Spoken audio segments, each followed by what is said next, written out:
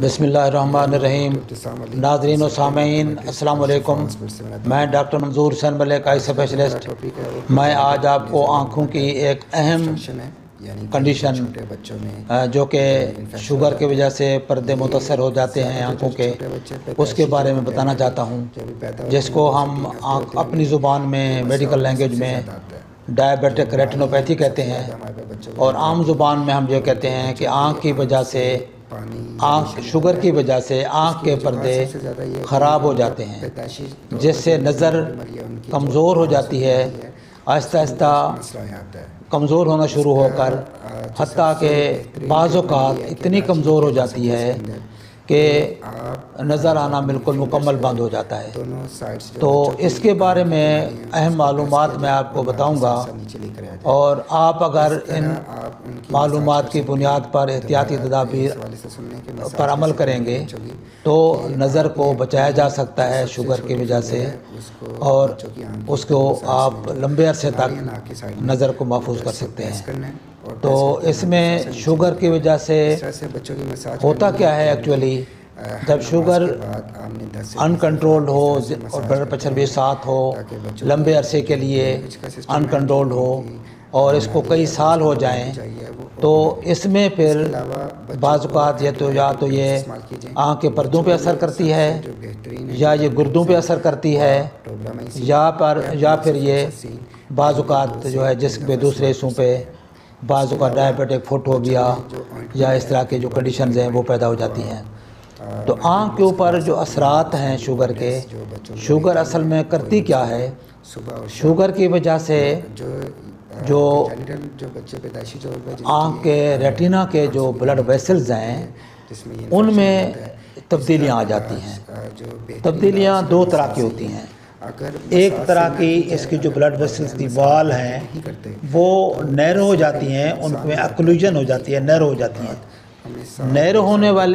ہونے کی وجہ سے کچھ اثرات پیدا ہوتے ہیں جس سے آگے تبدیلیاں شروع ہو جاتی ہیں، اور دوسری وجہ یہ ہو جاتی ہے کہ جو بلڈ ویسل کی جو وال ہے، جو اس کی جو باہر کی دیواریں ہیں وہ کمزور ہو جاتی ہیں اور لیکنگ شروع کر دیتی ہیں۔ دو مین چیزیں ہوتی ہیں، جنہیں اکلوژن ہو جاتی ہے، نیرو ہو جاتی ہیں، اور سپلائی کم ہو جاتی ہے۔ اور دوسری وجہ جو بنتی ہے وہ ویسل وال خراب ہو کر اس میں سے لیکنگ شروع ہو جاتی ہے۔ تو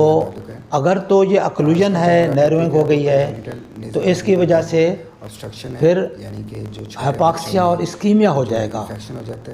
بلڈ کے کم ہونے سے اس میں آکسیجن کم جائے گی، تو جس ایریے کو یہ سپلائی کر رہی ہے ریٹینا کے ٹشو کو، اس میں ہائپاکسیا ہو جائے گا، اسکیمیا ہو جائے گا، اس میں آکسیجن کی کمی واقع ہو جائے گی۔ کمی واقع ہونے کی وجہ سے ریٹینل ٹشو میں سے ایک سبسٹانس نکلتا ہے، ایک کیمیکل نکلتا ہے جس کو ویزو فارمیٹیو سبسٹانس کہتے ہیں۔ اس کے نکلنے سے وہ نئی بلڈ ویسل بنانا شروع کر دیتا ہے، یعنی چونکہ آکسیجن کی کمی ہے، اس کمی کو پورا کرنے کے لیے نیچر نے ایک کیمیکل رکھا ہوا ہے کہ آپ اور بلڈ ویسل بنائیں، کہ جو ہماری بلڈ ویسل جو آ رہی تھی وہ سپلائی کم دے رہی ہے، اس کے رسپانس میں وہ نئی بلڈ ویسل بنانا شروع کر دیتا ہے۔ تو وہ بلڈ ویسل ایک طرح کی ٹیشو کی اٹیمپٹ ہے کہ ہم اپنی خوراک کمی کو پورا کریں، لیکن وہ جو اٹیمپٹ ہے وہ ایکچولی خطرناک بھی ہے اور وہ ڈیزیز کی شکل میں آ جاتی ہے۔ تو جو نئی بلڈ ویسل پیدا ہوتی ہیں وہ کمزور ہوتی ہیں، فریجائل ہوتی ہیں، اور گچھوں کی شکل میں ہوتی ہیں۔ تو ایک تو وہ بلیڈ کر جاتی ہیں، بلیڈ کرنے سے پھر خون جو ہے پردے کے اوپر جمع ہو جاتا ہے، پردے کے اندر جمع ہو جاتا ہے، اور جب خون جمع ہو جائے گا تو وہ نظر بند ہو جاتی ہے۔ اور دوسری کنڈیشن جو ہے کہ جس میں بلڈ ویسلز لیک ہونا شروع کر دیتی ہیں، تو لیکنگ کی وجہ سے بلڈ کا جو ایکزوڈیٹ ہے وہ جمع ہو کر وہ ایک طرح کا لیپ دیتا ہے کارنیا کے اوپر، ریٹینا کی سطح کے اوپر وہ ایک لیپ آ جاتا ہے سطح کے اوپر،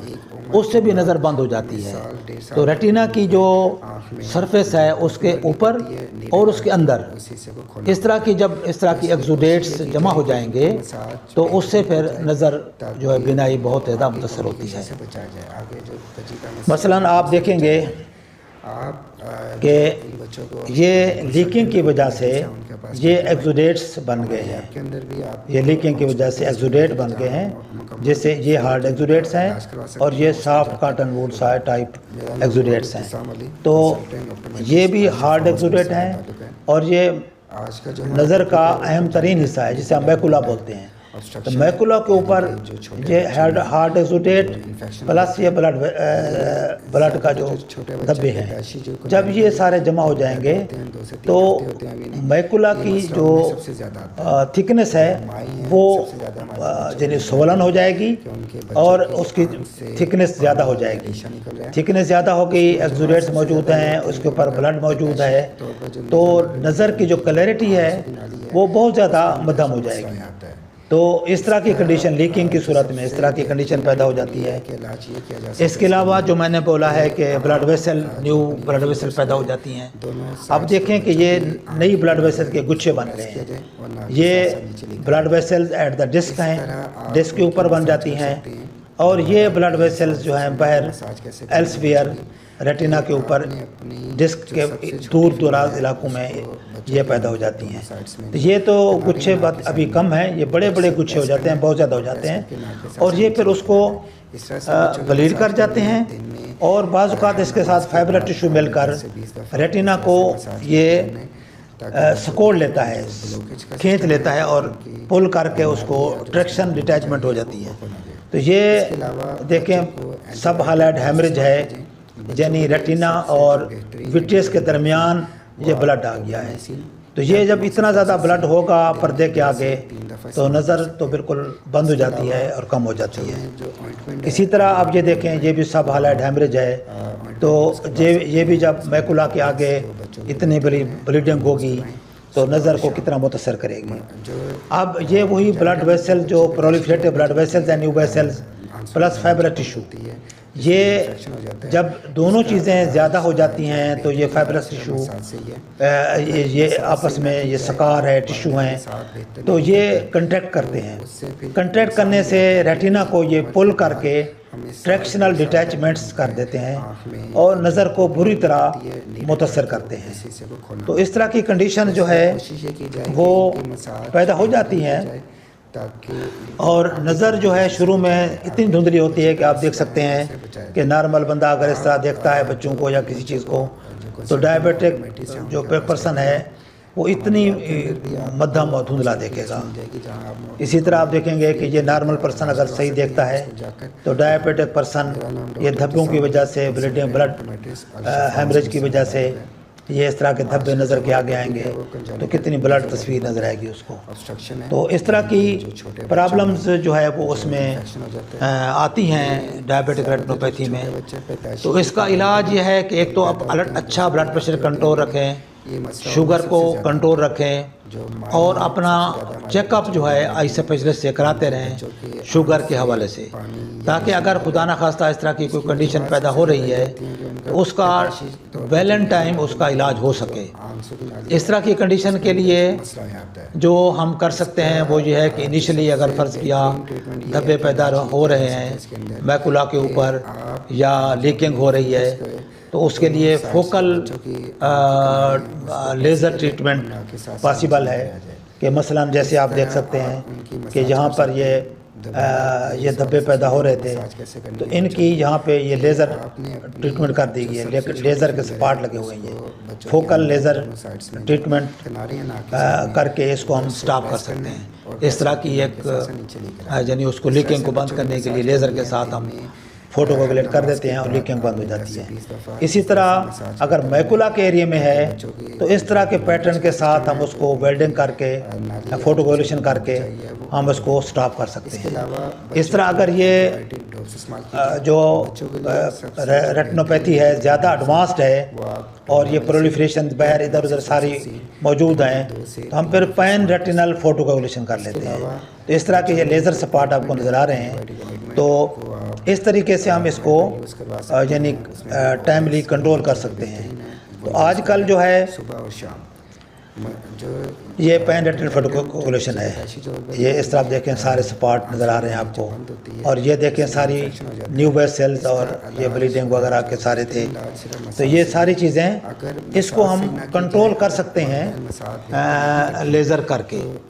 تو اس طرح کی کنڈیشنز اگر فرض کیا ہم اگر کنٹرول نہیں کرتے تو وہ پھر ایڈوانسڈ شکل میں چلی جاتی ہیں،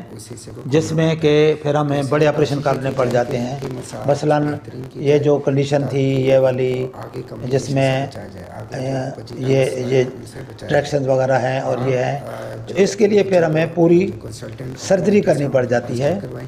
اس کی آنکھ کی پردے کے اندر پیچھے جا کر آنکھ کے اندر، پھر ان سارے یہ جو ٹریکشن ڈیٹیچمنٹس کے جو یہ اوپر فائبر ویسکولر بینڈز بنے ہوئے ہیں اس کو ہمیں ریموو کرنا پڑتا ہے، پھر اندر جا کر ہمیں لیزر فوٹو کوگولیشن کرنی پڑتی ہے، تو جو کہ پھر مہنگا بھی ہے اور وہ ایڈوانس طریقہ ہے، ٹائم بھی زیادہ لگتا ہے، اس پہ خرچہ بھی زیادہ آتا ہے۔ تو اس طرح اگر آپ ٹائملی اس کا علاج کریں گے تو لیزر کے علاوہ آج کل انجیکشن بھی آ رہے ہیں، تو آنکھ کے اندر ہم انجیکشن لگا دیتے ہیں، تو اس میں جو ڈائیبٹک ریٹینوپیتھی کی جو ابتدائی اور درمیانی کنڈیشنز ہیں وہ اس کے انجیکشن لگانے سے کنٹرول ہو جاتی ہیں۔ تو اس کا حل یہی ہے کہ آپ ڈائیبٹک اگر ہیں 5 سال سے زیادہ آپ کو ہو گیا ہے شوگر کو کہ آپ کو ہے، تو آپ ضرور اپنی آنکھوں کو چیک کرائیں۔ ویسے بھی ہر ڈائیبٹک کو چاہیے کہ آپ کی اپنے نظر کا ایک دفعہ چیک اپ کرا لیں، اور اینول چیک اپ اس کو کرانا چاہیے آئی اسپیشلسٹ سے، تاکہ اگر اس طرح کی کوئی کنڈیشن ہے تو اس کا وہ بر وقت علاج کرائے، تاکہ جتنی نظر ختم ہو رہی ہے کم ہو رہی ہے اسی سٹیج پر اس کو روکا جائے۔ اگر ایک دفعہ ایڈوانس ہو گیا مسئلہ اور زیادہ نظر خراب ہو گئی تو اس کو پھر واپس لانا مشکل ہو جاتا ہے۔ تو امید ہے کہ آپ کو یہ ویڈیو پسند آئی ہوگی، اور میں امید کرتا ہوں کہ یہ آپ معلومات جو ہے دوسرے لوگوں سے بھی شیئر کریں گے۔ السلام علیکم ورحمۃ اللہ۔ یا موکسیفلوکساسین دن میں 2 سے 3 دفعہ استعمال کر سکتے ہیں۔ اس کے علاوہ